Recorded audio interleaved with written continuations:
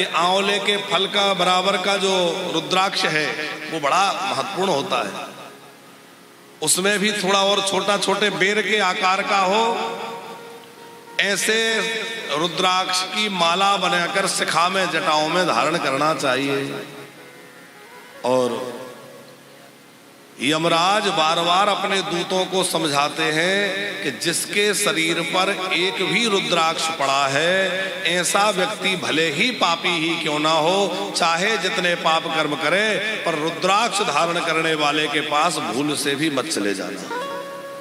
जो भस्म धारण किए हुए है अथवा जिसके मुख में शिवनाम सुशोभित हो रहा है, ऐसा व्यक्ति भले ही कितना बड़ा पापी क्यों ना हो, पर आप उसके पास मत जाना, क्योंकि अब वो हमारे अधिकार क्षेत्र के बाहर हो गया है। अब भगवान महादेव चाहे तो उसको दंड दें और महादेव चाहे तो उसको वरदान दें, उसको जो उपहार दें वो हमारे दंड विधान में नहीं आता।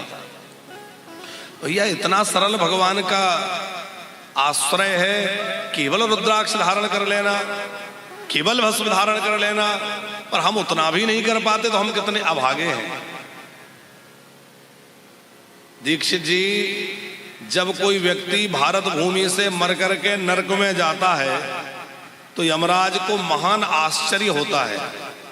अरे ये व्यक्ति भारत भूमि से आया है, उस पुण्य धरा में मरने के बाद यह आ गया जहां मोक्ष इतना सरल है कि पत्थर से मोक्ष हो जाए, नदी से मोक्ष हो जाए, पौधे से मोक्ष हो जाए, पशु से मोक्ष हो जाए, ऐसे भारत भूमि से ये व्यक्ति नरकों में कैसे आ गया? क्या इसने कभी शालिग्राम जी की महिमा नहीं सुनी?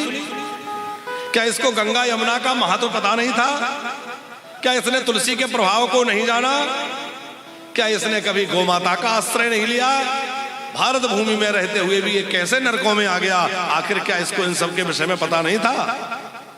इसलिए भैया जहां इतना सरल मोक्ष हो वहां भी हम लोग उससे वंचित रह जाएं तो हम अभागे कहे जाएंगे। हम इन सब का आश्रय लें। फिर जो है लिखा है कि जितना छोटा रुद्राक्ष होता है उतना ही अधिक प्रभावशाली होता है। छोटे रुद्राक्ष की बड़ी महिमा है। उसमें भी एक मुखी रुद्राक्ष तो साक्षात शिव स्वरूप ही है, पर अलग अलग मुखी रुद्राक्षों का भी अलग अलग वर्णन है। पर सबसे बढ़िया है पंचमुखी रुद्राक्ष, क्योंकि एक मुखी जल्दी मिलता नहीं। पर आप बाजार से बना हुआ लाएंगे, अब वो नकली है, कैसे जोड़ के बनाया है कि प्लास्टिक से बनाया है आपको पता नहीं चलेगा।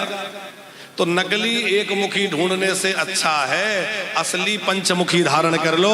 भगवान महादेव पंचमुख धारण करने वाले, पंचमुख वाले हैं। आप भी पंचमुखी रुद्राक्ष बड़े सहज मिल जाता है, सहजता से पंचमुखी रुद्राक्ष मिल जाता है। वो कच्चा है कि पक्का, इसका भी परीक्षण कर लेना चाहिए। जंघेल जी को पानी वगैरह की आवश्यकता लगे तो कोई बच्चे से कह दें थोड़ा दे दिया करें, क्योंकि थोड़ा उस आने जाने में उनको परेशानी है। तो आप पानी के बर्तन में रुद्राक्ष को डालिए।